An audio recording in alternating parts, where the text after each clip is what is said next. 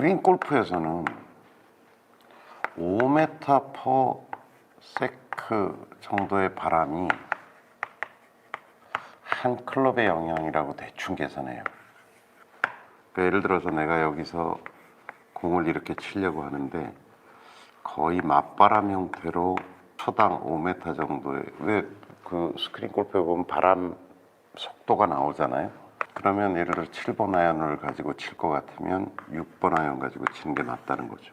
그리고 이게 한 이렇게 바람이 불 수 있죠. 그러니까 대충 5m 퍼 세크의 바람이 불면 예를 들어 7번 아이언 가지고 내가 여기서 한 140m 정도를 보내려고 한다고 하면 한 5m 편차 정도가 생겨요. 이렇게 간다는 거죠. 바람이 불면 이렇게 한 5m 정도 밀려나간다고 보여져요.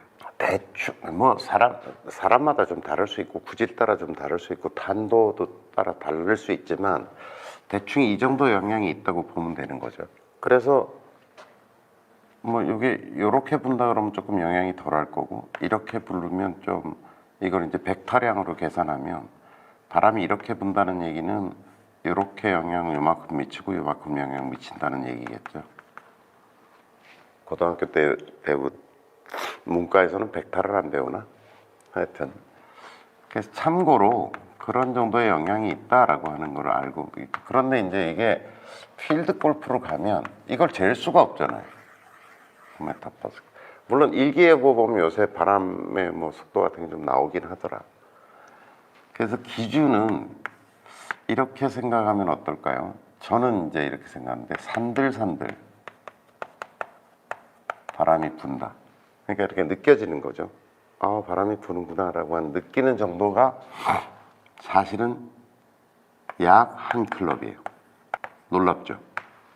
바람이 좀 있네 이렇게 느끼는 게. 그 다음에 이게 약간 머리카락이 날릴 정도다. 그러면 1.5 클럽.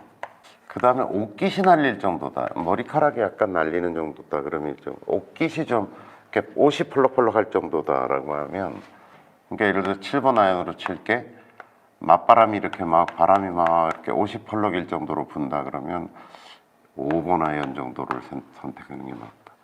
그 다음에 몸이 약간 흔들릴 정도. 몸이 막 이렇게 될 경우 있잖아요. 이렇게 막 이렇게 되면 몸이 막은 아니어도 약간 몸이 좀 움찔움찔 흔들흔들 할 정도면 제가 보기엔 3클럽이에요. 이런 정도로 이해하면 참고가 될 거예요. 그러니까 이 산들산들을 무시하면 안 돼요.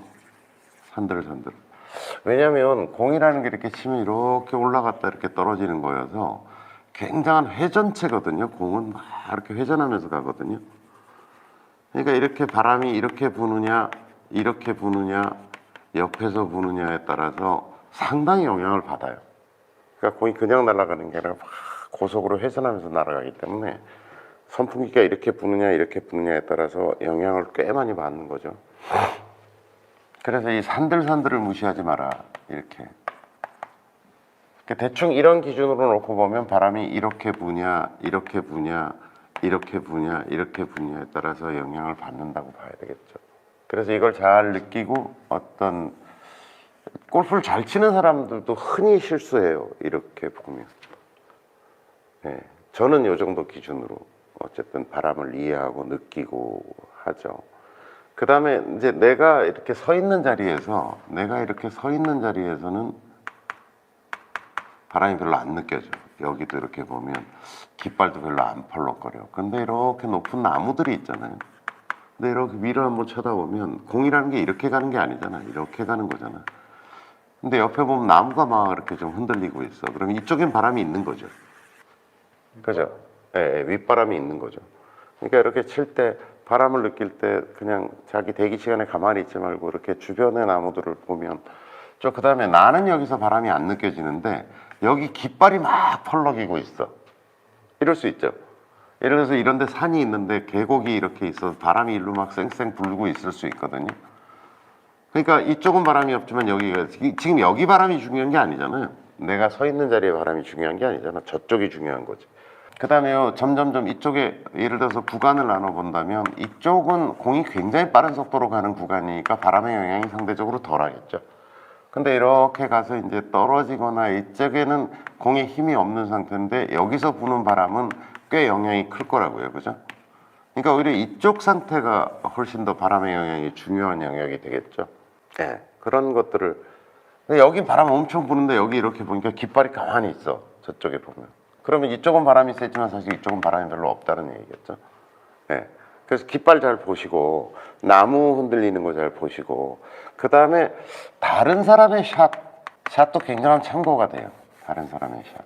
보통 잘 치는 사람이 치는 거 보면은 짧게 떨어졌네 이렇게 보면 이 사람이 그런 실수할 사람이 아닌데 저렇게 짧게 터무니없이 짧게 떨어졌네 이러면 이게 바람이 좀 있거나 뭔가 변수가 있구나라고 하는 걸 참고할 수 있겠죠. 그 다음에 캐디한테 날씨 좋고 바람 전혀 없고 뭐 그런 날은 상관없는데 바람이 좀 부는 날은 캐디한테 꼭 물어보는 게 좋아요. 이 홀은 우리가 보기엔 별로 바람이 없는 것 같은데 아니에요. 이 홀에 늘 바람이 웃바람이 있어요라던가 맞바람이 항상 이 홀은 맞바람이 세요라던가 이런 정보를 얻을 수 있죠. 그래서 캐디하고 친하게 지내야 돼요. 그래서 괜히 캐디하고 척지는 짓 하지 마시고 가능하면 친절하게, 가능하면 부드럽게 캐디의 사랑을 받으시는 게 굉장히 좋아요. 그러면 캐디로부터 얻을 수, 왜냐면 캐디는 거기서 뭐 수십 번, 수백 번 라운드 한 사람이잖아요. 그러니까 이 홀은 어떤 경향성이 있다라고 하는 얘기를 들을 수 있죠. 그래서 캐디하고 친하게 지내면서 정보를 얻는다. 근데 이제 뭐 완전 초보 캐디도 있을 수 있으니까 캐디 말을 다 믿을 수는 없지만 하여간 참고가 될 만한, 특히 바람에 관한 정보는 제가 보기에는 유심히 들을 필요가 있어요. 참고하십시오. 하여튼 스크린 골프는 이렇다, 필드 골프는 이런 정도 참고하시면 좀 어느 정도 계산은 되지 않을까? 네.